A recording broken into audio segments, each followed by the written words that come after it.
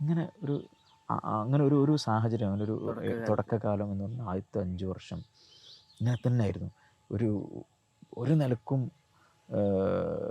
സമാധാനം, മാനസികമായി ഭയങ്കര പ്രഷറിൽ ചില സമയത്തൊക്കെ ഇങ്ങനെ പോലും ഇനി അങ്ങോട്ട് പോകണമെന്ന് എനിക്ക് പോലും ഫീലാകുന്ന, എനിക്ക് പോലും ഇനി അങ്ങോട്ട് വരണോ, ഇനി അങ്ങോട്ട് പോകണോ, എനിക്കിങ്ങോട്ട് പോകാൻ കഴിയുന്നില്ല എന്നുള്ള, ചിലപ്പോൾ കൽക്കത്ത വരെയൊക്കെ വരും, ഇങ്ങോട്ട് വരില്ല. യാത്രയിലുണ്ടായ നല്ല അനുഭവങ്ങൾ എന്ന് പറഞ്ഞാൽ ഒരുപാട് ആളുകളെ കാണാൻ കഴിയുക, ഒരുപാട് ആളുകളോട് നമുക്ക് നല്ല സൗഹൃദം വെക്കാൻ കഴിഞ്ഞു. പിന്നെ മറ്റൊരു നല്ല അനുഭവം, വളരെ എനിക്ക് യാത്രയിൽ ഉണ്ടായ, എനിക്ക് ഭയങ്കരമായിട്ട് ഫീൽ ചെയ്തൊരു അനുഭവമാണ്. ഞാനൊരു ദിവസം, ഇന്നത്തെ വീഡിയോ ഇന്നലെ അവസാനിച്ചെടുത്തുന്നതാണ് കേട്ടോ. ഉസ്താദിൻ്റെ പഠനകാലമായിരുന്നു കഴിഞ്ഞ വീഡിയോയിൽ. അവിടെ നിന്നും മലപ്പുറത്ത് ആദവനാടുകാരൻ ബംഗാളിയായി മാറുന്നത് എങ്ങനെയാണെന്നാണ് ഇന്നത്തെ വീഡിയോയിലൂടെ നമ്മൾ കാണാൻ പോകുന്നത്. കഴിഞ്ഞ ദിവസത്തെ വീഡിയോ നിങ്ങൾ ഓരോരുത്തരും നിർബന്ധമായിട്ടും കാണാമെന്ന് ഓർമ്മപ്പെടുത്താണ്. വളരെ നമുക്ക് ഫീലിങ്സ് തരുന്ന ഒരു അനുഭവങ്ങളായിരുന്നു കഴിഞ്ഞ ദിവസം ഉസ്താദ് പങ്കുവച്ചത്. അങ്ങനെ 2009 ഉസ്താദ് ബംഗാളിലേക്ക് എത്തുകയാണ്. ബംഗാളിലേക്ക് എത്താനുള്ള കാരണങ്ങളൊക്കെ കഴിഞ്ഞ വീഡിയോയിൽ പറഞ്ഞിട്ടുണ്ട്. എവിടെയായിരുന്നു ഉസ്താദ് ആദ്യമായിട്ട് എത്തുന്നത്? ആദ്യമായി ബംഗാളിൽ എത്തുന്നത് ദാൽക്കുല എന്ന് പറയുന്ന സ്ഥലത്താണ്. ദാൽക്കുല എന്ന് പറയുന്നത് ഉത്തർ ദിനാജ്പൂർ ജില്ലയുടെ, അല്ലെങ്കിൽ ബീഹാറിനോട് ചേർന്ന് കിടക്കുന്ന ബീഹാർ ബംഗാൾ ബോർഡർ ഭാഗത്താണ് ആദ്യമായി വരുന്നത്. ഡൽഹിയിൽ നിന്നാണ് അവിടേക്ക് ട്രെയിൻ കയറുന്നത്. അങ്ങനെ അതിനങ്ങനെ ദാൽക്കുലയിലേക്ക് വരാനൊരു കാരണം ഉണ്ടായിരുന്നു. ദാൽക്കുലയിലേക്ക് വരാനുണ്ടായ കാരണം, നമ്മുടെ വിദ്യാഭ്യാസ ബോർഡിൻ്റെ ഓൾ ഇന്ത്യ സെക്രട്ടറിമാരിൽ ഒരാളായിരുന്ന മുഫ്തി മുത്തിയുർ റഹ്മാൻ, അദ്ദേഹവുമായി ആ ഒരു യാത്രയിൽ ഡൽഹിയിൽ വെച്ച് കണ്ടുമുട്ടുകയും അന്നേരം ഷെയ്ഖുന സുൽത്താനുല്ലമ ഉസ്താദ് അവറുകളും അതുപോലെ ഹക്കീം ഉസ്താദൊക്കെ മുഫ്തി സാഹിബുമായിട്ട് പരിചയപ്പെടുത്തി തരികയും, എന്നാൽ അങ്ങോട്ട് ആദ്യം വരൂ എന്ന് പറഞ്ഞതിൻ്റെ അടിസ്ഥാനത്തിൽ ഡൽഹിയിലൊരു അന്ന് നമ്മുടെ ഒരു പ്രോഗ്രാം, വിദ്യാഭ്യാസ ബോർഡുമായി ബന്ധപ്പെട്ടൊരു പ്രോഗ്രാം, ഒരു മീറ്റിംഗ് നടക്കുന്നുണ്ട്. അത് കഴിഞ്ഞ് നേരെ ഇങ്ങോട്ട് ഡൽഹിയിൽ നിന്നാണ് ഞാനും ആദം നൂറാനി ഒന്നിച്ച് ദാൽക്കുല എന്ന് പറയുന്ന സ്റ്റേഷനിലേക്കാണ് ആദ്യം വരുന്നത്. ഞാൻ അദ്ദേഹത്തെ കണ്ടു, അദ്ദേഹത്തോട് വിഷയങ്ങളൊക്കെ സംസാരിച്ചു. പിന്നെ നമ്മളന്ന് മാൾഡയിലേക്ക്, അവിടെ നിന്ന് മാൾഡയിലേക്ക് ബസ്സിൽ നമ്മൾ യാത്ര ചെയ്യുന്നു.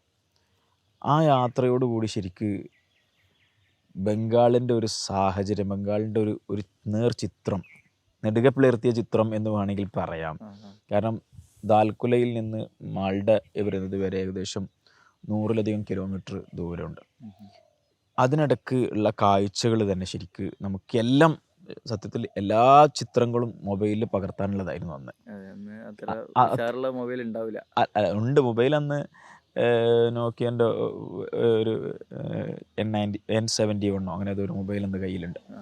അപ്പോൾ ഞാൻ പറയുന്നത്, അങ്ങനെ പിന്നെ ചിത്രങ്ങൾ മുഴുവനും, ഒരു ചിത്രവും ഒഴിവാക്കാനുള്ളതായിരുന്നില്ല. അത്ര കൂടുതൽ പിന്നെ പുതിയ പുതിയ ചിത്രങ്ങൾ, റോഡും നാടും സമൂഹത്തിൻ്റെ ഇടപെടലും എല്ലാം പകർത്താനുള്ളത് മാത്രമായിരുന്നു. അങ്ങനെ ജിജ്ഞാസയോട് കൂടി ഇങ്ങനെ ഓരോ വിഷയങ്ങളും പുതിയത് ഇങ്ങനെ കാണുന്ന ഒരു സാഹചര്യമായിരുന്നു അന്നുണ്ടായിരുന്നത്. അങ്ങനെയാണ് ആ യാത്ര, ശരിക്കും ബംഗാളിലെ ഒരു യാത്ര തുടങ്ങുന്നത്. അതായത് ഫസ്റ്റ് ടൈമാണ് ബംഗാളിലേക്ക് ആദ്യമായിട്ടാണ് അന്ന് ബംഗാളിലേക്ക് വരുന്നത്.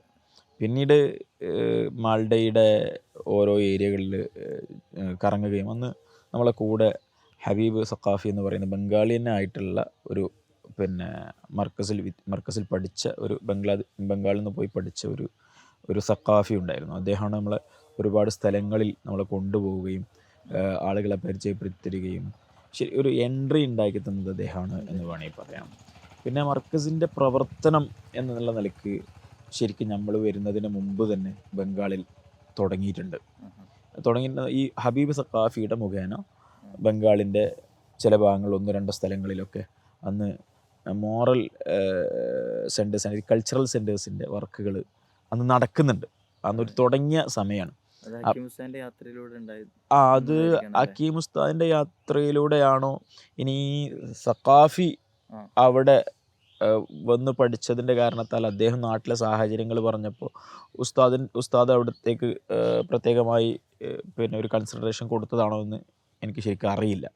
ഏതായിരുന്നാലും ഹക്കീം ഉസ്താദ് ആദ്യ സമയത്ത് ഈ ഏരിയയിലൊന്നും എത്തിയില്ല. ഉസ്താദ് പിന്നെ 2007 മറ്റോ ഉസ്താദ് പിന്നെ ഉത്തർ ദിനാജ്പൂർ ഒരു പ്രോഗ്രാമിൽ പങ്കെടുക്കുക. അന്ന് ഞാൻ ഡൽഹിയിൽ പഠിച്ചുകൊണ്ടിരിക്കുക. അന്ന് ഉസ്താദ് ഇതുപോലെ ഉസ്താദിന് PhD കിട്ടിയതിൻ്റെ അല്ലെങ്കിൽ PhDയുടെ അതിൻ്റെ ഭാഗമായി ഉസ്താദിന് ഒരു അവാർഡ്, ഉസ്താദ് അലാസറത്തിൻ്റെ വിഷയത്തിലാണല്ലോ ഉസ്താദ് PhD ചെയ്തത്. അപ്പോൾ അതിൻ്റെ ഭാഗമായി ഉസ്താദിന് ഒരു അവാർഡ് കൊടുത്തിട്ടുണ്ടായിരുന്നു ഉത്തർ ദിനാജ്പൂരിലെ ഷാംപൂർ എന്ന് പറയുന്ന സ്ഥലത്ത്. അന്ന് ഉസ്താദ് പോലെ പോരുന്ന സമയത്ത് എന്നെ ക്ഷണിച്ചിരുന്നു, നമ്മൾ ഒന്നിച്ച് പോവുക എന്ന് പറഞ്ഞു. അന്ന് എന്തോ ഒരു കാരണത്തുകൊണ്ട് ഉസ്താദിൻ്റെ കൂടെ അന്ന് കൂടാൻ കഴിഞ്ഞില്ല. പിന്നീട് ഇങ്ങനെ ഈ ഹബീബ് സഖാഫിയുടെ ത്രൂ നമ്മൾ മാൾഡയിലെ അല്ലെങ്കിൽ ഉത്തർ ദിനാജ്പൂരിൻ്റെ ഒക്കെ വ്യത്യസ്ത ഭാഗങ്ങൾ സന്ദർശിക്കുകയും ആ സന്ദർശനത്തിന് ശേഷം പിന്നെ നമ്മൾ വന്ന് ഇങ്ങനെ ഒരു പിന്നെ ഏരിയ മനസ്സിലാക്കുന്നല്ലേ ഉള്ളൂ, ആളുകൾ മനസ്സിലാക്കുന്നു. കാരണം ആളുകൾ പറയുന്നത് നമുക്ക് തിരിയുന്നില്ല, എല്ലാവരും ബംഗ്ലയാണ്. നമുക്ക് ആകെ അറിയുന്ന ഭാഷ ഒന്ന് മലയാളം, പിന്നെ കുറച്ച് നമ്മൾ ഡൽഹിയിൽ നിന്ന സമയത്ത് അതിന് മുമ്പൊക്കെ പഠിച്ച ഒരു അത്ര പക്കയല്ലാത്തൊരു കച്ചയായ ഉറുദുവും അല്ലെങ്കിൽ ഹിന്ദിയും, പിന്നെ നമ്മളെ പിന്നെ കമ്മ്യൂണിക്കേറ്റ് ചെയ്യാൻ പറ്റുന്ന രൂപത്തിലുള്ള ഇംഗ്ലീഷും. അതാണ് നമ്മുടെ അടുത്തുള്ളൊരു ആകെയുള്ളൊരു ഭാഷാ പരിജ്ഞാനം എന്ന് പറയുന്നത്. അപ്പോൾ അത്ര മനസ്സിലാകുന്നില്ലെങ്കിൽ എന്തെങ്കിലുമൊക്കെ ഇങ്ങനെ നമ്മളെക്കുറിച്ചാണ് ചർച്ച ചെയ്യുന്നത് അല്ലെങ്കിൽ ഇന്ന വിഷയത്തെക്കുറിച്ചാണ് ചർച്ച ചെയ്യുന്നത് മാത്രമേ ബാക്കിയൊക്കെ നമ്മുടെ തൻ്റെ മുകളിലൂടെ പോവുള്ളൂ. പക്ഷേ നമ്മൾ ഇവരെ കൂടെ സഞ്ചരിച്ചു. പിന്നെ നമ്മുടെ ഒരു സ്വഭാവം എന്താണെന്ന് വെച്ചാൽ അത് പണ്ട് മുതലേ ഉള്ള ഒരു എല്ലാത്തിനെയും ഒരു അന്വേഷിക്കുക ഉണ്ടാവുക എന്നുള്ളതൊരു മുമ്പ് തന്നെ എന്തെങ്കിലും എവിടെയെങ്കിലും പോവുകയാണെങ്കിൽ അവിടെ എന്തെല്ലാമാണുള്ളത്, അവിടുന്ന് എന്തെല്ലാം നമുക്ക് കിട്ടുക എന്നുള്ളൊരു ചർച്ച അല്ലെങ്കിൽ ഒരു ചിന്ത എപ്പോഴും ഉണ്ടാകും. അങ്ങനെ അതിൻ്റെ ഭാഗമായിട്ട് ഞാൻ എൻ്റെ കൂടെയുള്ള ഈ ഹബീബിനോട് ഞാൻ ചോദിച്ചു, ഇവിടെ എന്തെല്ലാമാണ് മോണ്യുമെൻറ്റ്സുകളുള്ളത്, ചരിത്രപ്രധാനമായ സ്ഥലങ്ങളാണ്. അദ്ദേഹം പറഞ്ഞു, അങ്ങനെ ഇവിടെ പ്രത്യേകിച്ച് ചരിത്രങ്ങളൊന്നുമില്ല. ഇവിടെ പിന്നെ ആളുകളൊക്കെ പിക്നിക്കിന് പോകുന്ന ഒരു സ്ഥലമുണ്ട് മാൾഡയിൽ, അതല്ലാതെ വേറെ പ്രത്യേക സ്ഥലമൊന്നുമില്ല. അങ്ങനെ ഞങ്ങൾ തന്നെ അന്ന് ഗൂഗിൾ അത്ര പിന്നെ നെറ്റ് അത്ര സ്പീഡുള്ളൊരു അത്ര ഭയങ്കര സ്പീഡുള്ള സമയമില്ല. എന്നാലും നമ്മൾ ഗൂഗിളിൽ നമ്മൾ സെർച്ച് ചെയ്തു, പിന്നെ ഇവിടുത്തെ മോണ്യുമെൻറ്റ്സുകൾ ചരിത്രം സെർച്ച് ചെയ്തു. അപ്പോൾ പിന്നെ ഗോർ എന്ന സംഭവത്തെക്കുറിച്ച് നമുക്ക് അങ്ങനെ അതിനകത്തൊരു ഖദമേ റസൂൽ മസ്ജിദ് എന്ന് കണ്ടപ്പോൾ ഞാൻ അദ്ദേഹത്തെ കുറിച്ച്, ഖദമേ റസൂലിനെ കുറിച്ച് നിങ്ങൾക്ക് എന്തറിയാം? ഞാൻ അറിയില്ലല്ലോ അങ്ങനെ ഖദമേ റസൂൽ ഉള്ളത്, അദ്ദേഹം മാൾഡക്കാരനാണ്, അതിനെല്ലാം അറിയില്ലല്ലോ. അങ്ങനെ നമ്മളൊരു പിന്നെ അവിടുത്തെ ടാക്സിക്കാരായിട്ടുള്ള ഡ്രൈവേഴ്സിനോട് ചോദിച്ചു, ഇങ്ങനെ ഇവിടെ ഗൂമനെ വാലി ജഗാ ക്യാ ക്യാ ഹൈ. അപ്പോൾ അവരും പറഞ്ഞു, അത് നമുക്ക് അങ്ങനെ ഗൂമനെ കേലി അങ്ങനെ ഒരു പ്രത്യേക സ്ഥലങ്ങളൊന്നുമില്ല. പിന്നെ ആപ്കോ ക്യാ പണ്ടുവാമേ ജാനാ, അലാവുൽ ഹക്ക് പണ്ടുവിൻ്റെ അടുത്ത് പോകാനാണോ, അത് നമ്മൾ കൊണ്ടാക്കി തരാം എന്നുള്ള രൂപത്തിൽ. അപ്പോൾ ഞാനും ആദം നൂറാനിയും കൂടി ഈ മൊബൈലിൽ ഈ സ്ഥലങ്ങളുടെയൊക്കെ ലൊക്കേഷനും കാര്യങ്ങളൊക്കെ സെറ്റാക്കിയിട്ട് ഞങ്ങൾ തന്നെ ഇറങ്ങി. അങ്ങനെ ഒരു വണ്ടി എടുത്തിട്ട് അദീന മസ്ജിദിലും അതുപോലെ ഗോർ മാൾഡയിലും അവിടുത്തെ ഒരുപാട് മോണ്യുമെൻറ്റ്സും എല്ലാം കണ്ടപ്പോൾ ബംഗാളിൻ്റെ നമ്മുടെ മനസ്സിൽ നമ്മൾക്ക് ആദ്യം കിട്ടിയ ആ ഒരു എക്സ്പീരിയൻസിൽ നിന്ന് വളരെ വ്യത്യസ്തമായി വലിയൊരു കൾച്ചർ അല്ലെങ്കിൽ വലിയൊരു ചരിത്രം ഇതിൻ്റെ ബാക്കിലുണ്ട് എന്ന് നമുക്ക് ബോധ്യമായി. പക്ഷേ അതിൻ്റെ ഡെപ്തിലേക്ക് പോകാനുള്ള സംവിധാനങ്ങളൊന്നും നമ്മുടെ അടുത്തില്ല. എന്നാൽ പോലും ഇതൊരു ഒരു ബംഗാൾ എന്ന് പറയുന്നത് നമ്മൾ കാണുന്ന അല്ലെങ്കിൽ നമ്മൾ ബംഗാളി എന്ന് പറഞ്ഞ് കളിയാക്കുന്ന ഒരു സമൂഹത്തിൻ്റെ ഒരു മുൻതലമുറക്കാർ അതിലേക്ക് എത്തിക്കഴിഞ്ഞാൽ കേരളക്കാരായ നമ്മളെ അത്ഭുതപ്പെടുത്തുന്ന ഒരുപാട് ചരിത്രമാണ് ഇതിൻ്റെ ബാക്കിലുള്ളതെന്ന് നമുക്ക് ബോധ്യമായി. അങ്ങനെ അതൊക്കെ വെച്ചുകൊണ്ട് ഇവിടുത്തെ ഒരു പിന്നെ എന്താ പറയുക, ഇവിടുത്തെ ഒരു സാധ്യതയെയും എല്ലാം അതുപോലെ ഇവിടുത്തെ വീക്ക്നെസ്സിനെയൊക്കെ വെച്ചുകൊണ്ട് ഒരു വളരെ വിശാലമായ റിപ്പോർട്ട് ഉണ്ടാക്കിയിട്ട് അത് ഞങ്ങൾ 2-3 ദിവസം കൊണ്ട് ഉണ്ടാക്കി ഹക്കീം ഉസ്താദിനെ അയച്ചു കൊടുത്തു.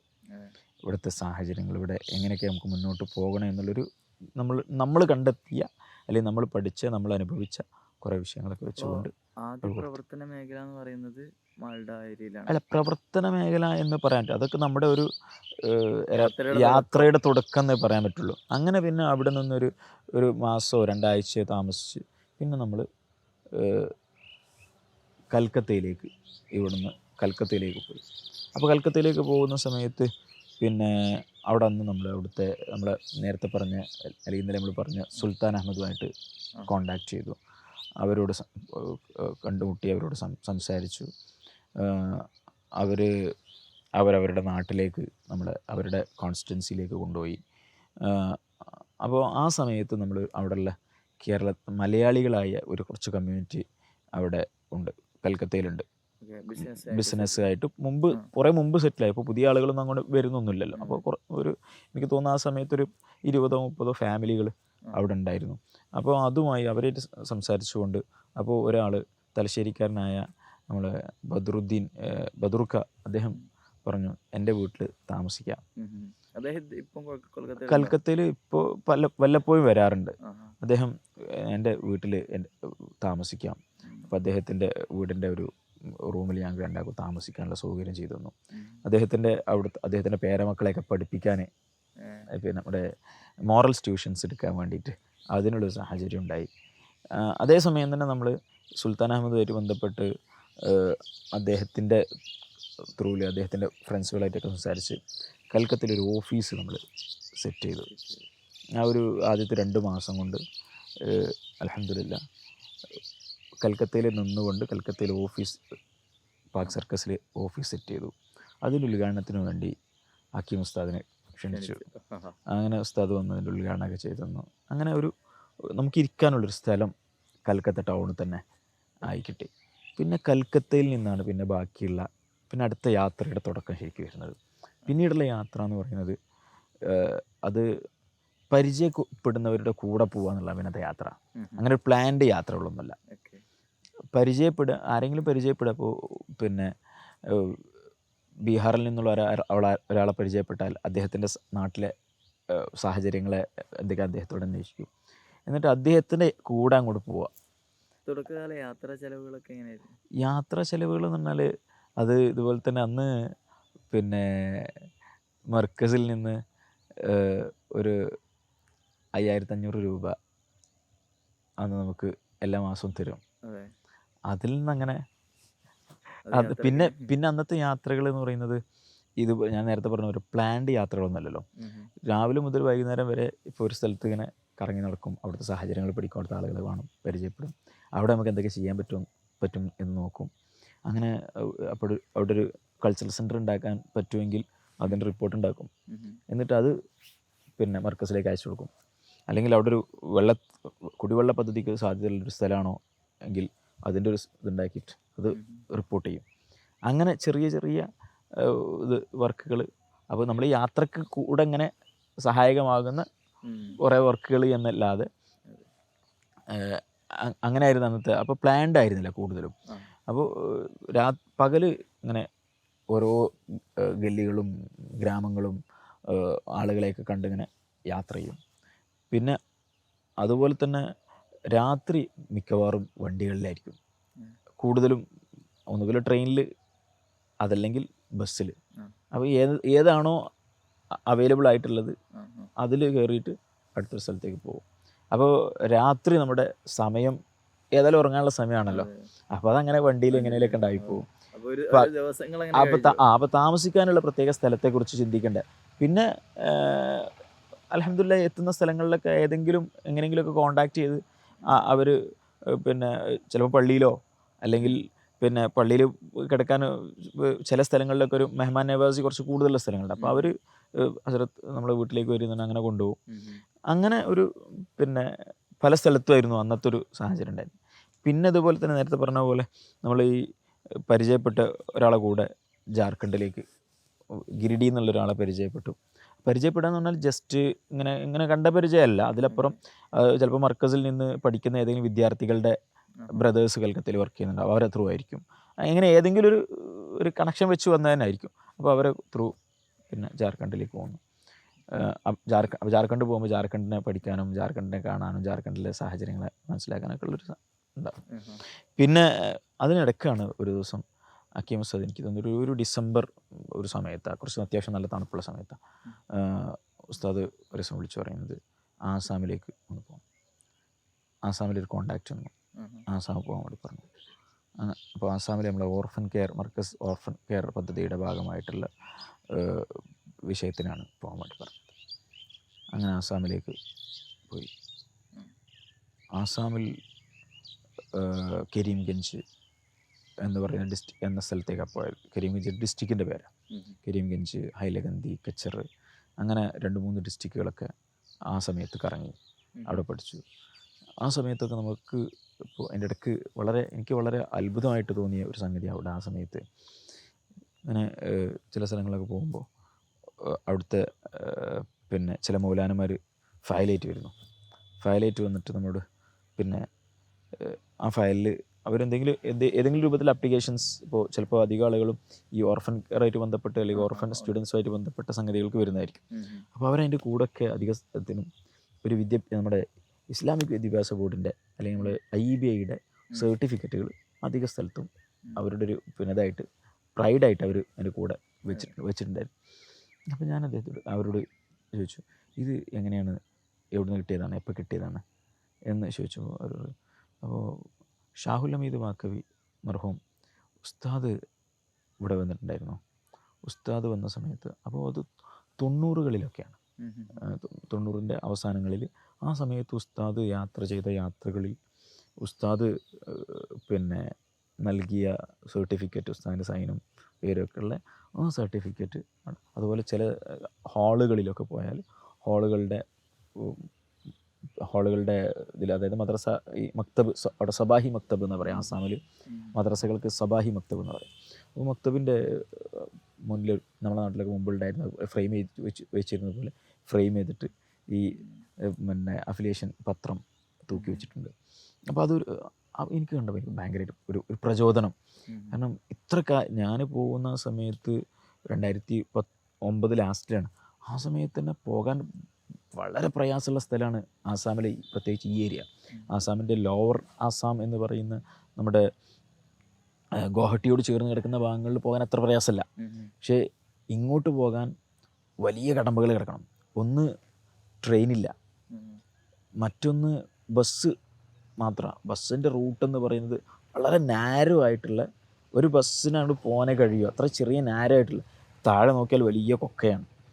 പിന്നെ അങ്ങനെ ഭയങ്കര ഗർത്തങ്ങളുള്ള, എന്നാൽ അതിനിടയിലൂടെ അങ്ങനെ ഒരു യാത്ര ഞാൻ അന്ന് തുടങ്ങുന്നത് എനിക്ക് തോന്നുന്നത് അതിൻ്റെ മുമ്പ് അതിൻ്റെ കൂടെ ഒരു ദിവസം പറയാനുണ്ടായിരുന്നു. അതായത് നമ്മൾ യാത്രയിൽ ഉണ്ടായ ഒരു അനുഭവം. അങ്ങനെ ഈ ഗുവാഹട്ടിയിൽ ഇറങ്ങി എനിക്ക് പ്രൈവറ്റ് ബസ്സുകാർ സീറ്റിനുള്ള ടിക്കറ്റ് തന്നു. പക്ഷേ അതിലൊരു ചെറിയൊരു വഞ്ചന നടന്നു. എനിക്ക് അന്ന് ഇത് നേരത്തെ പറഞ്ഞ പോലെ ഭാഷയൊന്നും അറിയാത്ത ആളായതുകൊണ്ട് പിന്നെ എനിക്ക് ഭയങ്കര പ്രയാസം. 16 മണിക്കൂർ യാത്ര ചെയ്യണം ഗുവാഹട്ടിയിൽ നിന്ന് ഈ കരീംഗഞ്ചിലേക്ക് അന്ന്. അപ്പോൾ ബസ്സിൻ്റെ ഡ്രൈവർ സീറ്റിൻ്റെ ഫ്രണ്ട് സീറ്റിൻ്റെ തൊട്ട ഇരുന്ന് യാത്ര ചെയ്യാനാണ് ലാസ്റ്റ് എന്നെ നിയോഗിക്കപ്പെട്ടത്. അപ്പോൾ അതിന് ബാഗും എൻ്റെ അടുത്തുള്ള ലാപ്ടോപ്പും എൻ്റെ എല്ലാ സാധനങ്ങളും ഞാൻ മടിയിൽ വെച്ചിരുന്നിട്ട് 16 മണിക്കൂർ യാത്ര ചെയ്യണം. അത് ഇമ്പോസിബിളാണ്. മാത്രമല്ല ഒരു പലക മാത്രമല്ല, പലകയിൽ ഇരുന്നിട്ടാണ് യാത്ര ചെയ്യേണ്ടത്. അപ്പോൾ ഞാൻ ഡ്രൈവറോട് പറഞ്ഞു, നിങ്ങൾ ഓൾറെഡി എനിക്ക് ടിക്കറ്റ് തന്നിട്ടുണ്ട്, നിങ്ങൾ ആ ടിക്കറ്റിന് വാല്യൂ ഇല്ല എന്ന് പറയുന്നു, അതുകൊണ്ട് ഞാനിവിടെ ഇറങ്ങുകയാണ്. അപ്പോൾ ഏകദേശം അന്ന് ഈ ആസാമിൻ്റെ ഗുവാഹട്ടി വിട്ട് മേഘാലയോട് ചേർന്ന സ്ഥലമായിട്ട് മേഘാലയ എത്തിയിട്ടുണ്ട്. അപ്പോൾ ഞാനവിടെ ഇറങ്ങിയിട്ട് ഞാനവിടുന്ന് പിന്നെ അന്ന് രാത്രി ഏകദേശം 12 മണിയായിട്ടുണ്ട്. അപ്പോൾ ഞാൻ ഇറങ്ങിയിട്ട് അവിടുന്ന് ഒരു ഓട്ടോ. ആ സമയത്തൊക്കെ ഒറ്റക്കാണ് യാത്ര? ഫുൾ ഒറ്റക്ക യാത്ര. അപ്പോൾ ആദനൂറാനി കൽക്കത്ത ഓഫീസിലുണ്ടാവും. അങ്ങനെ അവിടെ ഇറങ്ങി പിന്നെ ഓട്ടോയിൽ കയറി. ഓട്ടോക്കാരൻ വെച്ച് എടുക്കുകയാണ്, ഞാൻ ISPT പിന്നെ ഗുവാഹട്ടി ISPTയിലേക്ക് പോകേണ്ടത്. അത് കുറേ ദൂരമാണല്ലോ, കുഴപ്പമില്ല നിങ്ങൾ വിട്ടോളൂ എന്ന് പറഞ്ഞു. അങ്ങനെ പോയപ്പോൾ ബസ് സ്റ്റേഷനൊക്കെ ഫുള്ളായിട്ട് സന്നാട്ട, ഒരാളും ഇല്ലാത്ത ഒഴിഞ്ഞു കിടക്കുന്നു. കുറേ ആളുകൾ പ്ലാറ്റ്ഫോമിൽ അവിടെ ഇവിടെ കിടക്കുന്നു. അന്നൊറ്റ പ്രാർത്ഥന ഉണ്ടായിരുന്നു, റബ്ബേ ഈ ഒരു ഇതിന്ന് നമ്മളെ ഉസ്താദുമാർക്കൊക്കെ വല്ല കറാമത്തുണ്ടെങ്കിൽ ഇപ്പോൾ കാണിച്ചു തരണേ എന്നുള്ള ആ ഒരു പ്രാർത്ഥന, മനസ്സിൽ ആ ഒരു പ്രാർത്ഥന ഉണ്ടായിരുന്നു. എന്നിട്ട് എനിക്ക് ഓർമ്മ ശരിയാണെങ്കിൽ അന്ന് പിന്നെ കുണ്ടൂർ ഉസ്താദിൻ്റെ പേരിൽ, ചെറുശൽ ഉസ്താദിൻ്റെ പേരിൽ, അതുപോലെ അവേൽത്തങ്ങളുടെ പേരിൽ, പ്രത്യേകിച്ച് നമ്മൾ കണ്ട് വഫാത്തായ അങ്ങനെ ഉസ്താദ്മാരുടെ പേരിലൊക്കെ ഒരു ഫാത്തിഹ ഓതി, പിന്നെ എന്നെ ഇതിന് നിയോഗിച്ച ആളുകൾക്ക് വല്ല കറാമത്തുണ്ടെങ്കിൽ അതിപ്പോൾ എനിക്ക് കാണിക്കണം എന്നുള്ള ആ ഒരു മനസ്ഥിതിയിലാണ് ശരിക്ക് അങ്ങനെ ഈ ബസ് സ്റ്റാൻഡിലേക്ക് പോകുന്നത്. ബസ് സ്റ്റാൻഡിൽ ചെന്ന് നേരെ അവിടെ ആകെ തുറന്നു വെച്ചിട്ടുള്ളത് എയ്ഡ് പോസ്റ്റ് മാത്രം, പോലീസ് എയ്ഡ് പോസ്റ്റ് മാത്രം. പോലീസ് എയ്ഡ് പോസ്റ്റ് വെച്ച് ഞാൻ ഇങ്ങനെ വിഷയം പറഞ്ഞു, ഞാനിങ്ങനെ പുറത്തുനിന്നുള്ള ഒരാളാണ്. അപ്പോൾ അയാൾ പറഞ്ഞു, ഇപ്പം എന്നാലും അവിടെ പോയി പ്ലാറ്റ്ഫോമിലെവിടെയും കിടന്നോ, രാവിലെ അടുത്ത ബസ് ഉണ്ടാവും അതിന് പോവാം എന്ന് പറഞ്ഞു. അപ്പം ഞാൻ പറഞ്ഞു, എവിടെയെങ്കിലും ഹോട്ടൽ കിട്ടുമോ, താമസിക്കാനുള്ള സൗകര്യം? ഇല്ല, ഗുവാഹട്ടിയിൽ 12-ന് ശേഷം ഹോട്ടലുകളൊന്നും ഓപ്പൺ ആവില്ല, ബോർഡർ ഏരിയകളും മറ്റു സെക്യൂരിറ്റി. ആ സമയത്ത് നമ്മൾ ഇവിടുന്ന് കൊണ്ടുവന്ന സിമ്മ് പോലും അവിടെ വർക്കാവില്ല, അന്ന് ഫോൺ അവിടെ വർക്കാവില്ല, അതൊക്കെ ആർക്കും വിളിക്കാനുള്ള ഒരു ഇതില്ല.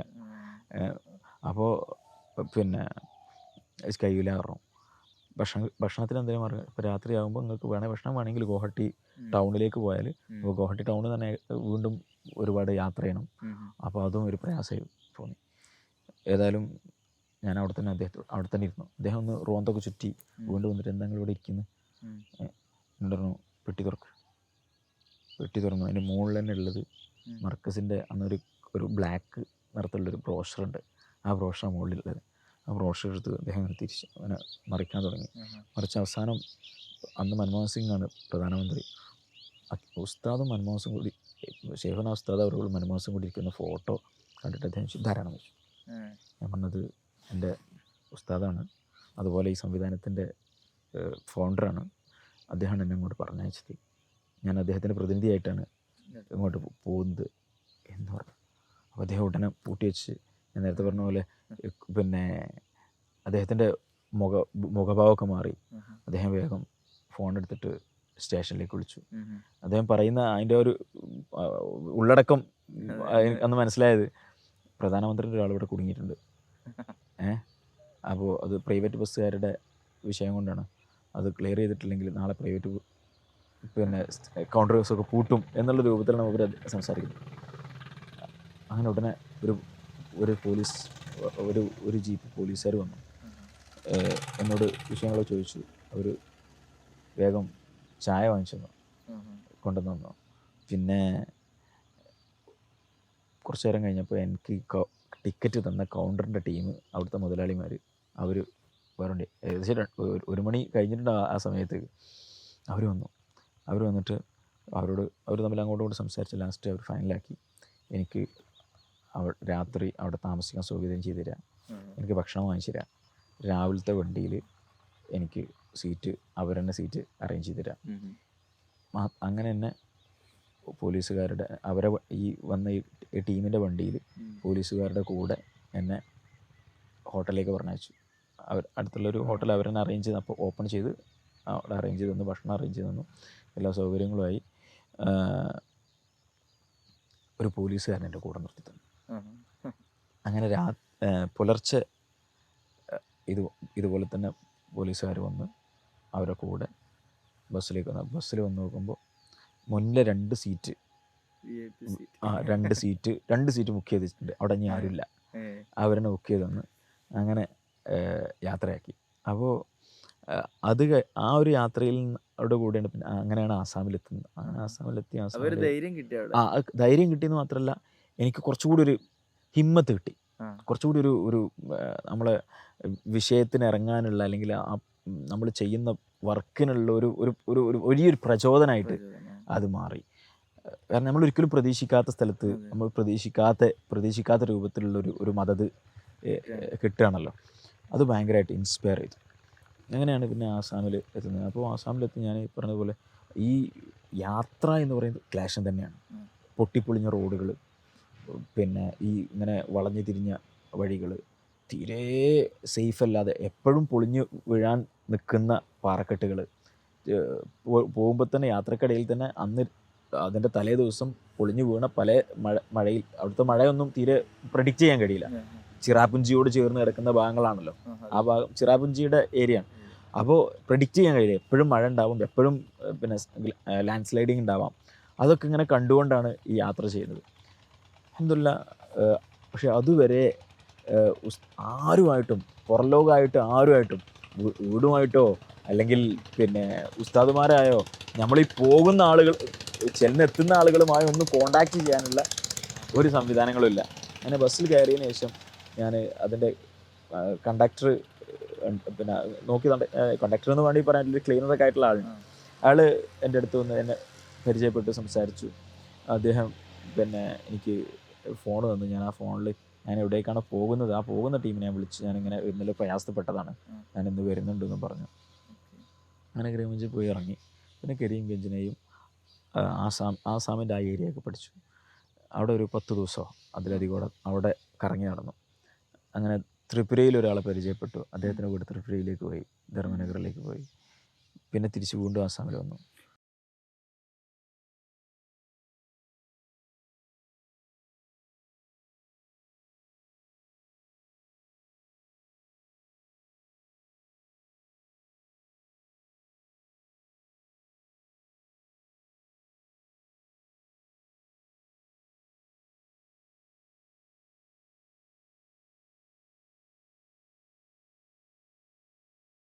സംസാരിക്കുന്ന ഒരു ശൈലി, ഞാൻ ഉസ്താദിൻ്റെ കൂടെ ഡൽഹിയിൽ ഉള്ള സമയത്ത് അവസാനം ഉസ്താദ് ആഫ്രിക്കയിൽ നിന്ന് തിരിച്ചു വന്നിട്ട് പിന്നെ കുറച്ച് കാലം ഉസ്താദിൻ്റെ കൂടെ PGയുടെ അവസാന കാലങ്ങളിൽ ഉസ്താദിൻ്റെ കൂടെ ഉണ്ടായിട്ടുണ്ടായിരുന്നു. ലോണിയിൽ പിന്നെ വർക്ക് തുടങ്ങി കുറച്ചൊക്കെ ആകുന്ന സമയത്ത് ഉസ്താദ് നന്നായിട്ട് നമ്മുടെ കൂടെ ഉണ്ടായിരുന്നു. അപ്പോൾ പിന്നെ ഉസ്താദിൻ്റെ ശൈലിയാണ്, ഉസ്താദ് സംസാരിക്കുന്നത് ജസ്റ്റ് നാവ് കൊണ്ടല്ല, ഉസ്താദ് ശരിക്ക് പിന്നെ മനസ്സുകൊണ്ട് അല്ലെങ്കിൽ ഹൃദയം കൊണ്ടാണ് ഉസ്താദ് സംസാരിക്കുന്നത്. ഉസ്താദിൻ്റെ സംസാരത്തിൻ്റെ ശൈലി അത് ചെയ്യണം, അത് പൂർത്തിയാക്കണം എന്നൊക്കെയുള്ള ഒരു ഇത് വെച്ചുകൊണ്ടാണ് ഉസ്താദ് സംസാരിക്കാറുള്ളത്. പക്ഷെ ഉസ്താദിൻ്റെ കൂടെ അന്ന് ഇതുപോലൊരു മിഷനറി വർക്ക് ചെയ്യാനുണ്ടായില്ല എന്നുള്ളതായിരിക്കണം അതിൻ്റെ ഒരു വ്യാപ്തി ശരിക്കും നമുക്ക് മനസ്സിലാക്കാൻ കഴിയാതിരുന്നത്. ഉസ്താദിൻ്റെ ഒറ്റയ്ക്കുള്ള യാത്രകളായിരുന്നല്ലോ കൂടുതലും. അപ്പോൾ ഇന്ന് അതിനൊരു മിഷനറി വർക്ക് ചെയ്യാനുണ്ട്. അതുകൊണ്ട് നമ്മുടെ വർക്ക് ചെയ്യുന്നത് നമ്മൾ കാണുന്നുണ്ട്. റിസൾട്ട് ഇല്ല എന്നല്ല, റിസൾട്ട് കാണുന്നുണ്ട്. അന്ന് റിസൾട്ട് കാണാൻ കഴിഞ്ഞിരുന്നില്ല, റിസൾട്ടുകൾ ഇല്ലായികയില്ല, റിസൾട്ടിൻ്റെ ഭാഗമാണല്ലോ ഞാൻ നേരത്തെ പറഞ്ഞതൊക്കെ. അപ്പോൾ പിന്നെ അതിൻ്റെ ഫോളോ അപ്പ്, ഇപ്പോൾ ഒരു സ്ഥലത്ത് പോയി അവിടെ വിദ്യാഭ്യാസ കൊണ്ട് പുസ്തകം എത്തിച്ചു കൊടുത്തു, അവിടെ ട്രെയിനിങ് കൊടുത്തു. പിന്നീട് അടുത്തൊരു സമയത്ത് ഷാവുസ്താദിന് അവിടെ പോകാൻ കഴിയില്ല, കാരണം ഷാവുസ്താദ് വേറെ റൂട്ടിലേക്ക് പോയിട്ടുണ്ടാവും. അപ്പോൾ തന്നെ ഈ ഭാഗത്ത് വന്ന് അതിനെ റൂട്ട് ചെയ്യാനും അത് ഫോളോ അപ്പ് ചെയ്യാനും ആ സിലബസിനനുസരിച്ച് ട്രെയിനിങ് കൊടുക്കാനൊക്കെ പറ്റിയൊരു ടീമിനെ നമുക്ക് അതിൻ്റെ കൂടെ ഉണ്ടായില്ല എന്നുള്ളത് ഒരു വലിയൊരു ഇതായിട്ട് തോന്നുന്നുണ്ട്. കാരണം സർട്ടിഫിക്കറ്റ് ഒക്കെ ഉണ്ട്, പക്ഷേ മദ്രസകളൊന്നും ഇല്ല എന്നുള്ളൊരു സാഹചര്യമായിരുന്നു ഉണ്ടായിരുന്നത്. അൽഹംദുലില്ലാ, ഏതായിരുന്നാലും അവർ ആ ഷാവുസ്താദിൻ്റെയൊക്കെ യാത്രയിലൂടെ ഒരു ബന്ധം, ഒരു നോർത്ത് ആൻഡ് സൗത്ത് റിലേഷൻ ഭയങ്കര സുദൃഢമായിട്ട് ഉണ്ടാക്കാനും അതുപോലെ സ്ഥാപനങ്ങളെയൊക്കെ ഇവിടുത്തെ ജനങ്ങൾക്ക് പരിചയപ്പെടുത്തി കൊടുക്കാൻ അത് വളരെയേറെ സഹായിച്ചിട്ടുണ്ട്. പിന്നെ ഉസ്താദിനെ പരിചയപ്പെടുത്തി കൊടുക്കാൻ, ഷെയ്ഖുന ഉസ്താദ് അവരെ പരിചയപ്പെടുത്തി കൊടുക്കാനുണ്ടായ ഉസ്താദ് ഒരുപാട് കഠിനാധ്വാനം ചെയ്തിട്ടുണ്ട്.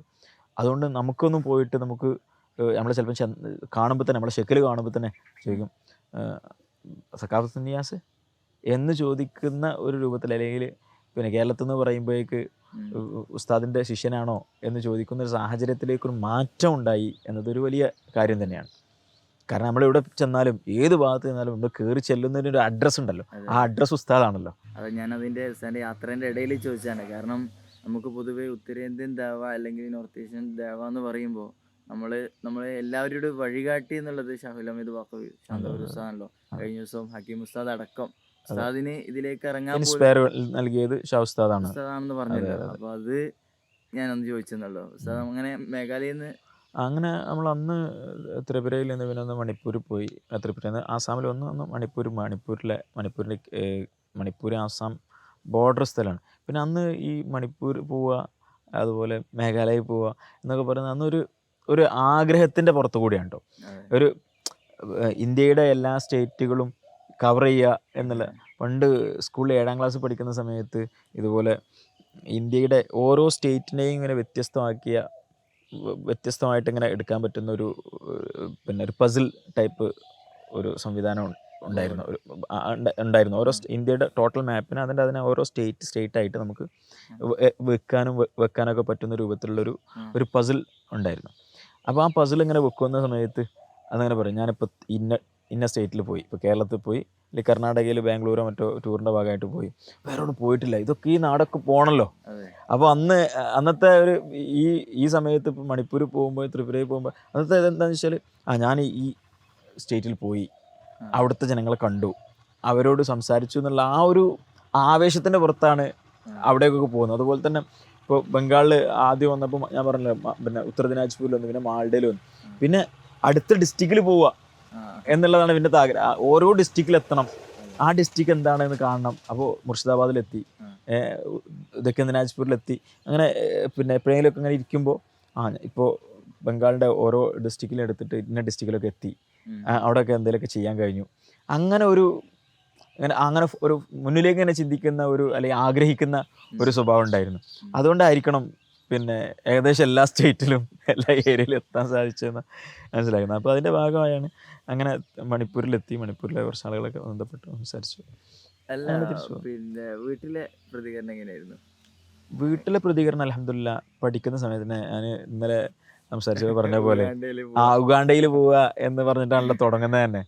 അപ്പോൾ വീട്ടിൽ അതിന് ആദ്യം തന്നെ പറഞ്ഞു വന്നതുകൊണ്ട് വീട് അതിന് പരുവപ്പെട്ടിരുന്നു.